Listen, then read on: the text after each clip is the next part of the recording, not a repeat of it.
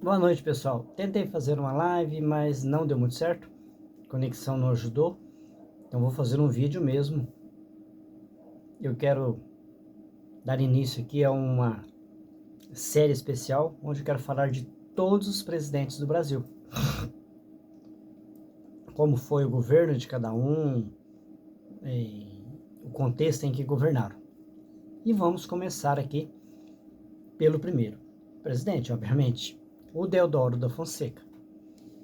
Mas antes, vamos fazer um resumo ali de como ele chegou a ser o presidente do Brasil. Afinal de contas, um presidente não nasce do nada, não surge do nada. Então vamos lá, fazer aqui um pequeno resumo. No final do século XIX, o Brasil vivia um esgotamento da monarquia. Dom Pedro era um homem culto, respeitado, mas já estava velho, doente e sem forças políticas. O império parecia cansado.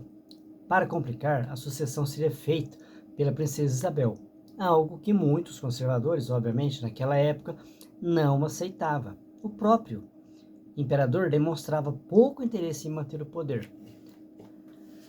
A queda da monarquia, eu acredito que aconteceu por várias causas, e vamos apontar aqui algumas. A questão militar. O exército tinha ganhado muito prestígio com a Guerra do Paraguai, mas sentia desvalorizado. Os oficiais eram mal remunerados, tinha pouca autonomia.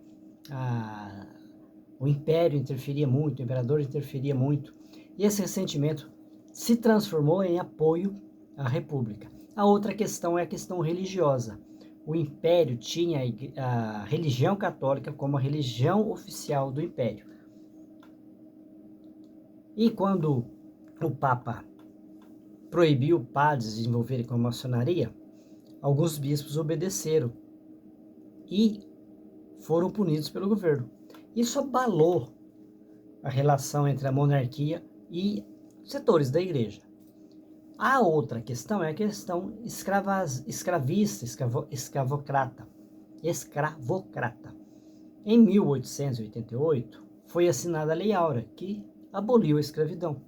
Um marco na história do Brasil, já deveria ter feito isso há muito tempo, mas demorou, mas chegou. Porém, a elite agrária, ao perder a sua força de trabalho sem indenização alguma, sentiu-se prejudicada. Claro, vocês podem até ficar revoltados, porque imagina, deveria ser os escravizados que foram prejudicados a vida inteira, mas calma. Quem tinha poder para reivindicar alguma coisa era a elite agrária, era quem detinha poder de reivindicação. Portanto, eles reivindicaram. E eles eram um apoio importantíssimo para o império. Eles simplesmente retiraram o apoio. Era eles, não era praticamente, era essa elite que sustentava o império financeiramente.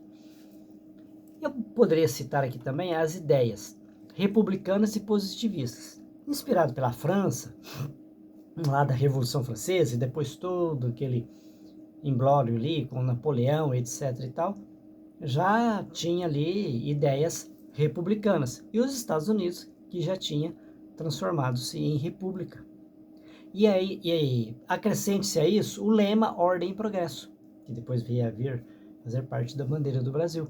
Ganharam força, esses movimentos ganharam força entre os intelectuais e jornalistas, militares e a própria elite agrária.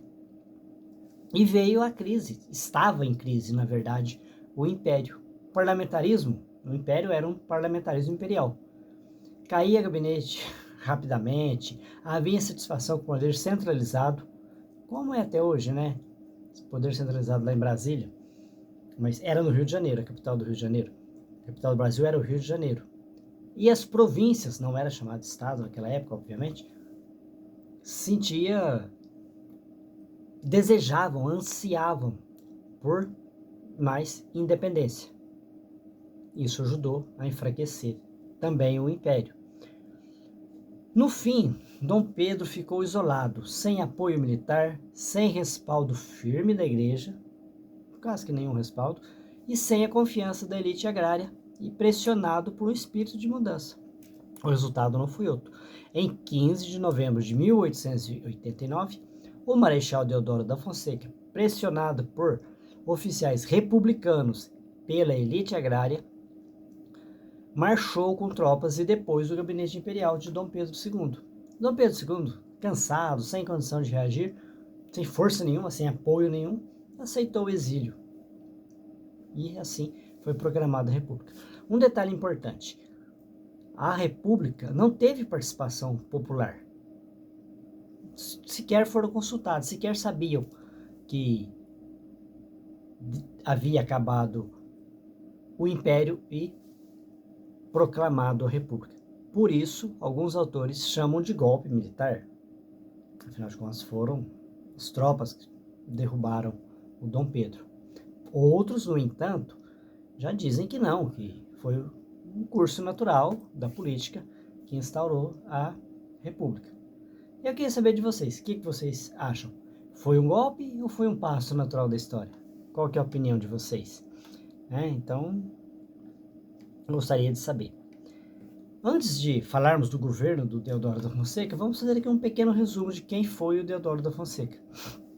Manuel Deodoro da Fonseca, ele nasceu em 5 de agosto de 1827, em Alagoas, numa tradicional família militar.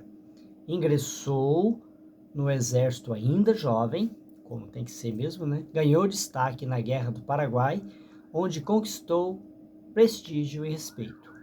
Disciplinado, conservador de poucas palavras, não era político nato, mas tinha grande respaldo dos colegas de farda. Em 1889, tornou-se marechal e presidente do clube militar, sendo figura de consenso para liderar a proclamação.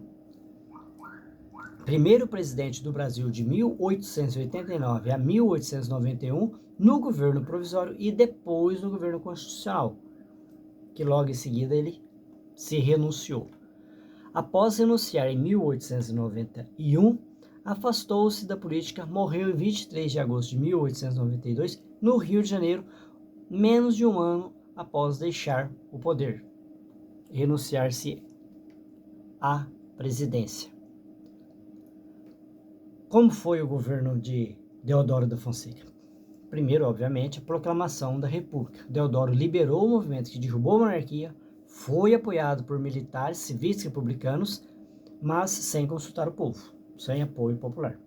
Também não sei se precisavam, se desejavam. Tornou-se governo provisório de 1889 a 1891. E quando tornou-se presidente constitucional, já pediu a renúncia também, logo em seguida, pouco tempo depois. As primeiras medidas do Deodoro da Fonseca foi, primeiro, o banimento da família imperial. Não tem mais família imperial. Fez a separação do Estado e da Igreja. Podemos dizer, na prática, foi a criação do que conhecemos hoje como Estado laico, Estado sem religião, né? Porque antes tinha a religião oficial, a católica. Criou a bandeira da República e convocou a Assembleia Constituinte, que proclamaram a nova Constituição em 1891. Inspirada na Constituição dos Estados Unidos, instituiu a República Presidencialista com eleições diretas. Mas vejam o detalhe: sem voto feminino, dos analfabetos ou militares de baixa patente. Logo, já seria muito poucos ali os que votariam. Seria ali uma elite financeira, que votariam. Depois a gente vai ver mais para frente como funciona isso nos próximos governos. Deodoro da Fonseca foi eleito pelo Congresso, tendo Floriano Peixoto como vice. Enfrentou crise econômica e instabilidade política. Governou de forma autoritária em conflito com o Congresso. Tentou fechar o Congresso em 1891. Olha que absurdo. Mal começou a República, já queria fechar o Congresso. No que foi chamado o primeiro estado de sítio. Não é ironia, gente. Esse é fato, aconteceu, Qualquer semelhança é mera coincidência. Tá? Não é assim.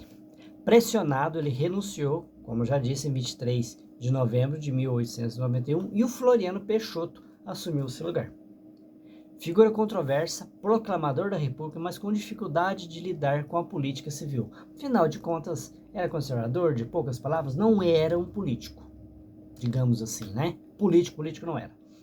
Seu governo marcou o início da chamada República da Espada, período de forte presença militar no poder. Então esse foi o primeiro episódio, primeira história, a história do primeiro presidente do Brasil. Na próxima live, amanhã, eu espero que seja live, né, porque aqui eu fiz um vídeo, vamos acompanhar a trajetória de Floriano Peixoto, o Marechal de Ferro. Espero vocês até lá, peço que se inscrevam no canal para ver todos os episódios, né? Se não for possível, lá, se a internet não colaborar e não der para fazer live, sai vídeo, certinho? Então, forte abraço, até amanhã, fiquem com Deus, espero vocês. Tchau, tchau.